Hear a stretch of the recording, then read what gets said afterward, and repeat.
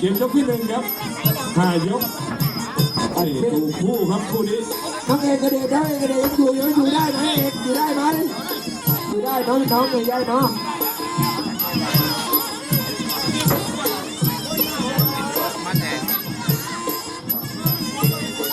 แย่ไปมาน่ะแย่ไปแย่มาก่อนว่าตัวสีน่ะหมอสีมูลพรมันอยู่ได้ที่หมอสีทะเลมวยเห็นโจเฉพาะออกโจเนี่ยแล้วเด็กบางไฟเนี่ยแต่คนหันมีนี่เดินในโรงงานเนาะที่นี่เลยก็สองคน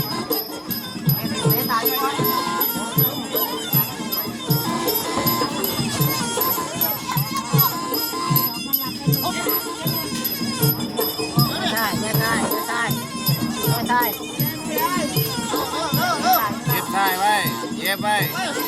ทีมงานก็เกี่ยวเล็กมาเกือบเกิน1,000อยู่ใกล้เย็บก่อน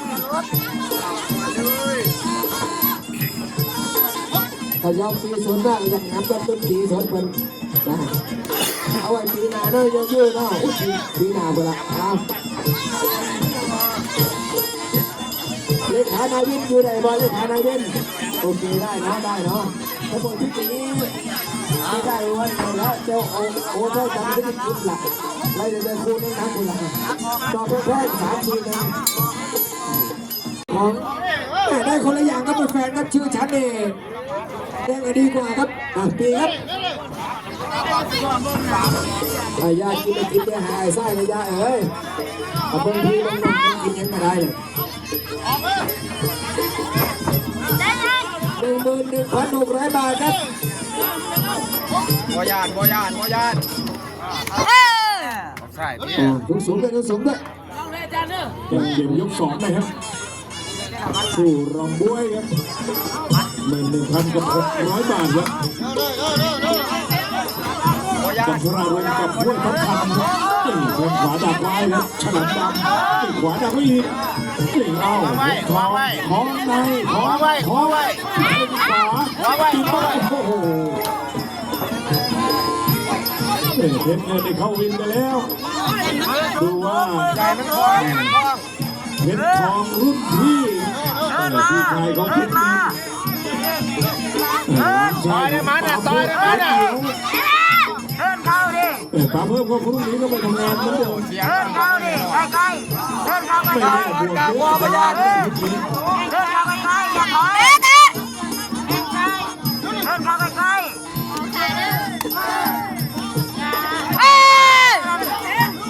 ใส่น้ำ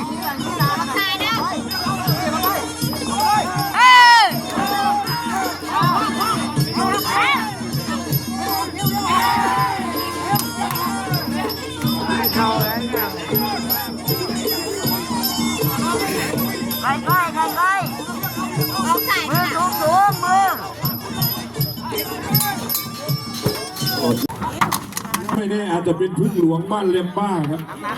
นี่ก็หลานเขยลุงภูธรเองอาจจะเอามาช่วยปีหน้า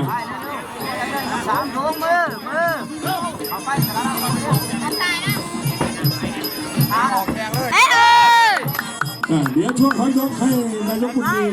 ได้กล่าวขอบคุณพี่น้องชาวมวยครับเกมยก3 ครึ่งทาง11,600ครับเพชรทองนี่ดับเบิลไทยฉลามดำกับวงในตีขวาใช่ดีคล้ายกันครับปาดหัวตัวเท่าใจวีรัตวารินทัศน์ครับ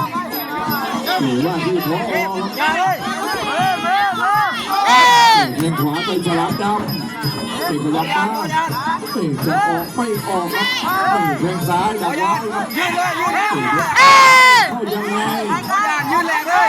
ทำไมเอาขวาทุกทองเอาหุบจับได้ขวาคืนโอ้ยลุกซ้ายตีหัวคืนซ้าย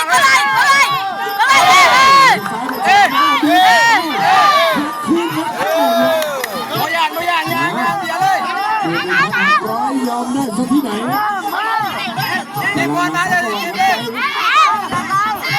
คนเสียตังค์นี่จะบอกแล้วเดี๋ยวคนได้ตังค์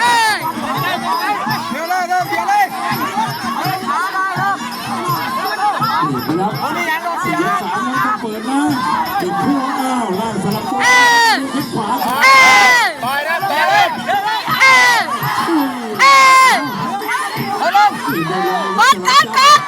อีกเป็นซ้ายเป็นทอง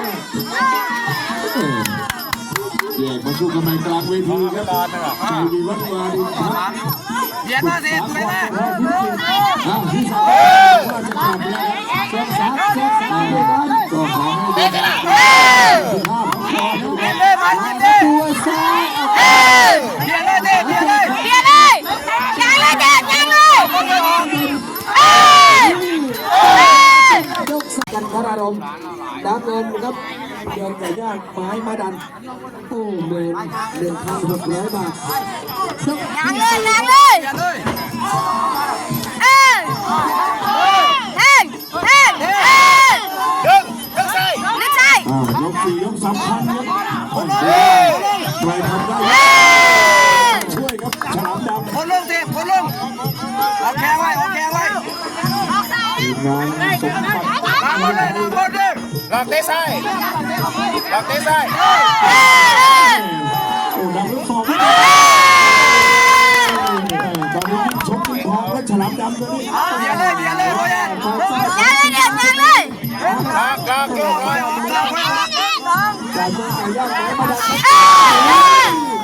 เอ๊ะเอ๊ะเส้นละเล่เล่เล่บ่ได้เลี้ยนบ่ได้ลงเลย ไม่เข้ายังไงเพชรทองครับตอนนี้ฉลามดำ เฮ้ย ไป โอ้ยนะจ๊ะ เตะเตะบ่ได้บ่ต้อง เดี๋ยวเดี๋ยวเดี๋ยวเอ๊ะเอ๊ะเอ๊ะเอ๊ะ เตะ ไป อย่าลุดอย่าลุด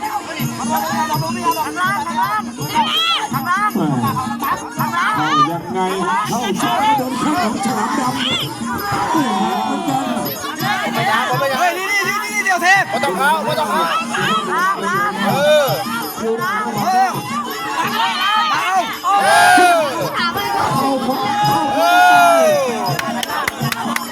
ยืนหน้าเรา ต่อเนื่องครับมวยไทยครับอาวุธมวยไทยต้องต่อเนื่อง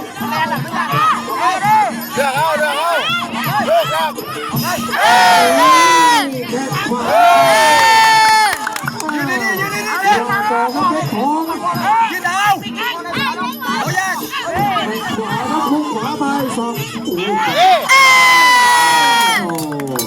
อันเซ่ โบแลนนี่ที่โบแลนยืนเอา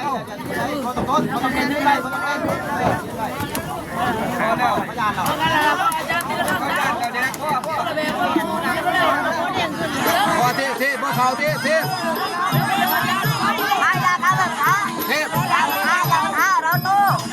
พวกเขา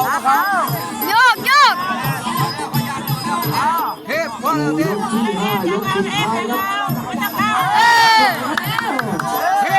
พไม่ต้องเอา ข่าวว่านะ เอ๊ะเอ๊ะเอ๊ะ ขวาไปขวาเป็นมาเฮ้ย เทพพอแล้วเทพพอแล้วเทพ ฉลามดำผู้ก่อกองร้ายต่อไปนี่เดี๋ยวอยู่ในความพิจารณาครับพอแล้วในช่วงนี้ ต้องบอกว่าแข้งของฉลามดำสร้างปัญหาให้กับเจ้าเพชรทองครับไม่รู้จะได้ยังไงแล้วตอนนี้เข้าไปก็โดนแข้งโดนแข้งแถมตีด้วย ก่อนไปดุดก่อนไปดุด รอผลในวันการ คู่สุดท้ายส่งแขกครับรอคู่ก้องเกียรติเล็กกิจนาของก้องเกียรติเล็กโอ้ดูกิจนาโสภาคุณมันไม่มาเนี่ยมานี่ต้อง รอแบบบังมัดทองตันใช่ไหม โอ้ย เนี่ยเจ๊พินเป็นยังไง